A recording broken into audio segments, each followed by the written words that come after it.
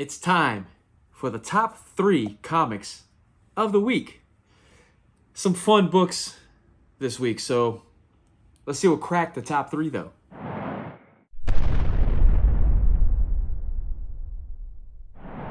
First thing I want to do and talk about before I get into this top 3 is I just want to mention that I'm going to try to change it up just a little bit slightly. I'm still going to do my top 3, but the change that I want to make is for my number 3 and number 2 comic of the week.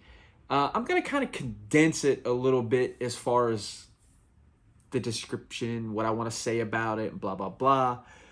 Just for the simple fact of, I want to kind of try to shorten the video a little bit more because I feel like I go too long sometimes.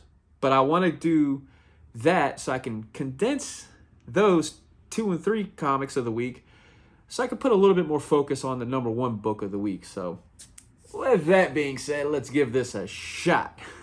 Let's go. So coming in at number 3 this week is Deadpool, issue number 6.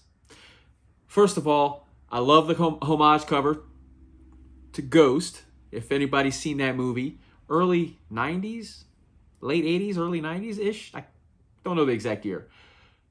But this is a hilarious book. It's kind of turned into more of a rom-com a little bit. I mean, which is kind of wild to think about it, but Alyssa Wong, she's doing a good job to kind of like really hit this genre of rom-com.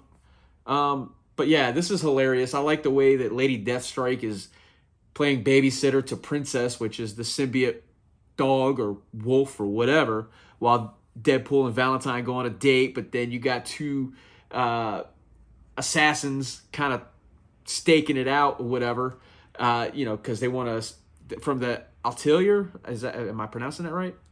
So it's hilarious because in the process, they think Deadpool's cheating on Valentine with Lady Deathstrike, but that's not the case. So blah, blah, blah. Hilarious. Deadpool number 6 is my number 3 book of the week. Check it out, man. So coming in at number 2 is Action Comics 1054. Man, Philip Kennedy Johnson in the main story with Metallo, like Superman versus Metallo. I'm loving it. And this actually kind of went a direction I kind of sort of didn't see. I mean, I kind of felt it, but I kind of didn't, if that makes sense. But one thing that stuck out is this 2-page spread that I recall from when I was at MegaCon, the DC panel. This is one of the things that was revealed with Philip Kennedy Johnson when he was talking about Action Comics and stuff like that. So that's pretty cool to see. That's pretty cool to see because when the reveal at MegaCon, so I don't know, that was pretty cool. But then you have the second story in here, the Dan Jurgens story, Coming Home. Is that the name of it? Or Home Again. So, John, the young John Kent, he was kind of disappeared and, taken away in a spaceship, and, Superman or Clark Kent and Lois, they're in a search for him. They can't find him. This story took a turn I really didn't see happening towards the end of this, the Home Again story. The Dan Jurgens is doing a good job with that. And I feel like since this anthology series has started in Action Comics, Philip Kennedy Johnson and the Dan Jurgens stories have been holding it up. I didn't care for the Power Girl, but that's gone, and we have Steel. Now, Steel, this was a good story as well.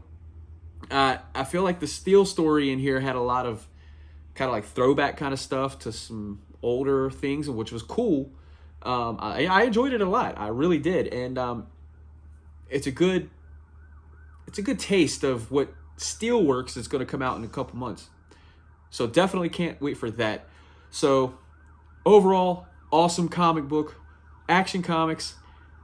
Got rid of the Power Girl. We're moving on. We got Steel. I'm loving it. So Action Comics 1054 is my number 2 comic of the week. Now, before we get to my number one comic of the week, please, if you enjoy this, like, comment, subscribe, share the video, all of that good stuff. And check out the link below for my Facebook page and my Instagram and all that stuff. I'm trying to be a little bit more active over there because I'm not gonna lie. Sometimes I slack, but that's okay. I am active over there. So yeah, check me out. It's supposed to be a sales pitch, right? But whatever. So coming in at number one, the number one comic of this week is none other than Green Arrow issue number 1. And disclaimer, it's not because I'm fanboying Joshua Williamson right now. This was a good comic book, really good comic book. And of course, the cover, it's a wraparound cover. True Joshua Williamson style right there. Number one issues that he does is always a wraparound cover. Didn't realize that until recently. But this kind of has to do with the fallout of where is he at? Where is he at since Dark Crisis? And this kind of dives into that a little bit. And what's awesome about this, and I'll be honest, disclaimer, I have not really read that much of Green Arrow in the past.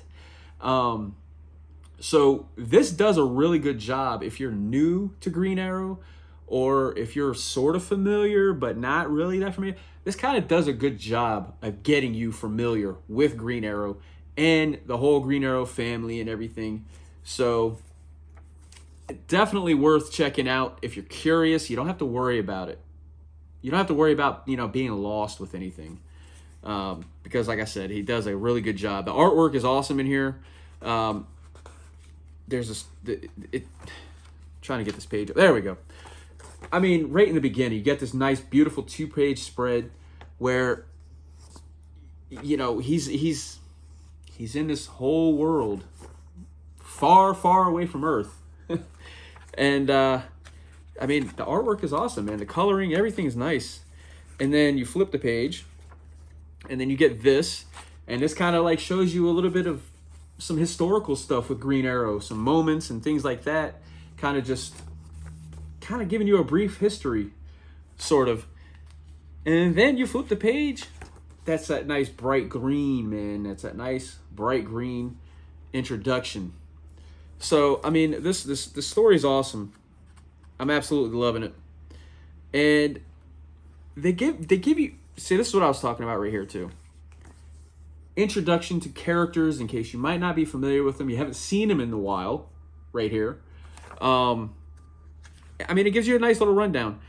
But you get some heartfelt, like really nice moments in here as well.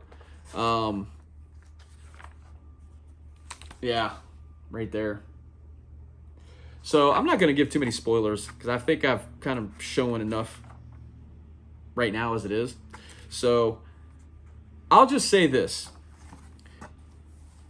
They're trying to bring him back, get him back to Earth. And there is a way. They do come up with a way to bring him back. But